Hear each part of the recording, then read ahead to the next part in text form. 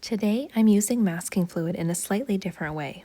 Instead of just using it to mask off the areas I want to keep white, I'm attempting layers, masking off more areas with each layer. So I'm picturing a field of long grass and white flowers, a barbed wire fence with a few old wooden fence posts. But as we all know, things don't always go quite as planned, so be sure to stay till the end when I self-evaluate and go over what I might do differently next time. So I'm starting out here by masking only the white flowers. You can see that the flowers are larger in the lower left corner. This will be the foreground of my painting. And the flowers gradually get smaller as they go more into the background. And now that my masking fluid is dry, I've wet down my entire paper. The plan is to use the first wash of paint to establish a faint horizon line where the blue sky meets the green field. For the field, I'm using a mix of undersea green and hooker's green. And for the sky, I'm going to be using cerulean blue and ultramarine blue.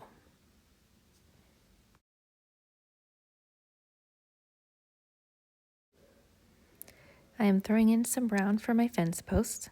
For the time being, the only brown paint I'm using is burnt umber, but I will be adding some more color later.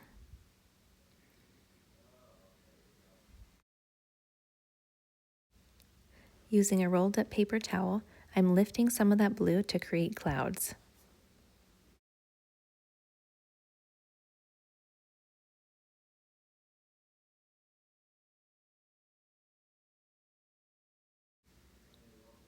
Okay, that first layer is dry, so it's time to add some more masking fluid.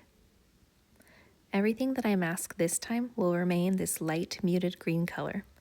So I'm going to be going for individual blades of grass in the foreground, as well as some patches in the background.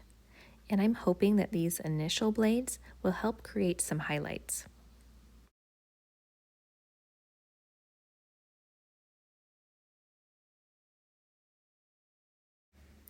I have a couple of dedicated brushes that I use just for masking fluid because it always makes them really gummy, so just make sure that you don't use a good brush because it will likely get ruined. And last minute here, I just decided to also mask off the sides of my fence posts. I think it'll just make everything a little bit easier when we're going over those additional layers, so I don't have to keep being extra careful to avoid them. And now that it's dry, I'm going over the field with a darker shade of green. And I know it looks pretty dark right now, but remember, watercolors fade so much once they've dried. And you can see that that first layer is a really good example of that. All right, I've let the paint dry, and once again I'm masking. So these blades will remain this slightly darker green that you see here. And I'm also going to be doing a few more patches of grass towards the back. And I am making sure that some of these blades overlap some of the previous ones. And in theory, I think this should help create depth, but only time will tell how it actually turns out. I'm working on the clouds while that paint dries and just adding a little bit of darkness to the underside. And so now I'm going in with a third, even darker layer of green. I think this will be my final layer. And I can tell that some of the masking fluid is starting to come up and it's like sticking to my brush, especially in the areas where the blades intersect. And I just don't want to push this too far and ruin the whole experiment. Now that I've given that a chance to dry, I'm going to carefully roll the fluid off the paper. And it's definitely a little bit of a challenge. It doesn't want to roll off easily here. And unfortunately, I did rip the paper just a bit around that last flower.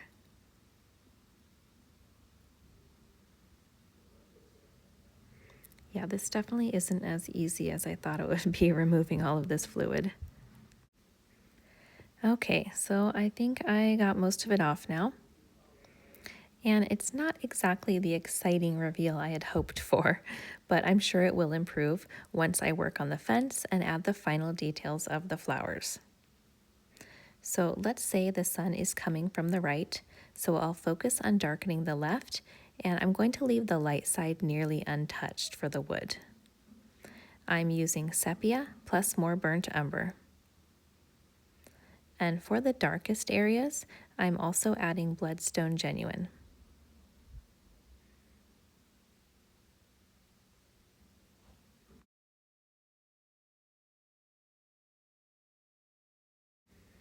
And now just adding a touch of light shadows. And I'm realizing now that my angles are a bit off. I should have brought the shadows down to the left rather than straight across, but that's okay. And for the flowers, I want to make sure that they have some depth and they aren't just these white blobs. For the centers, I'm using cadmium yellow and yellow ochre.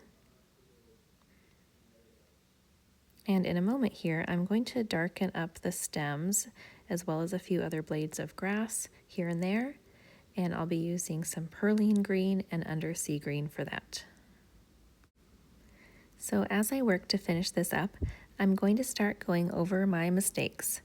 So the first thing that jumps out to me is the fact that my first layer of green is much too light. There's almost no contrast between the white of the paper and the lightest green. And speaking of that lightest green, the next mistake was how much I masked off with that first layer. I had intended to use the light green for highlights, but I would say that I overused it big time. The highlights can't exactly pop when they are everywhere. And I can see that I went wrong with the patches of grass in the background. I do think I had the right idea, but it was poorly executed. The next mistake that I'm noticing, or learning opportunity, if you will, is that I went overboard with the individual blades of grass. I should have been looking for opportunities to create larger shapes where similar values meet, rather than trying to keep them all separate. This can be a challenging task, though, when you aren't drawing or painting from a reference image. Our minds aren't always able to imagine how the objects come together. Well, I suppose I should speak for myself. My mind is not great at imagining how they might come together, and it's easy for me to get too focused on the objects as individuals rather than seeing the whole picture. And the last thing that I'd like to point out is how I think I was relying too much on the masking fluid, and I wasn't really using my painting skills. Did you guys notice that too? I was going about the steps, sure, but I wasn't really bringing anything else to the table. So what I'm going to do now is I'm going to try one more painting off camera using this technique, and I'll just insert the finished image so you can see if I was able to implement all of those changes that we just talked about. So fingers crossed, let's see if I can do better next time around. Okay, let's take a look at how painting number 2 went. So I will say I'm so much happier with how this attempt went. It's a simplified version, sure, yet it was so much more successful in my opinion. I feel like my eyes are immediately drawn to the largest flowers in the front, and then they follow the additional flowers along the fence line and back to the mountains. And it's not such an overall chaotic mess like the first one was. Well, that's all I have for today. I hope this video inspires you to give this technique a try. And thank you so much for watching.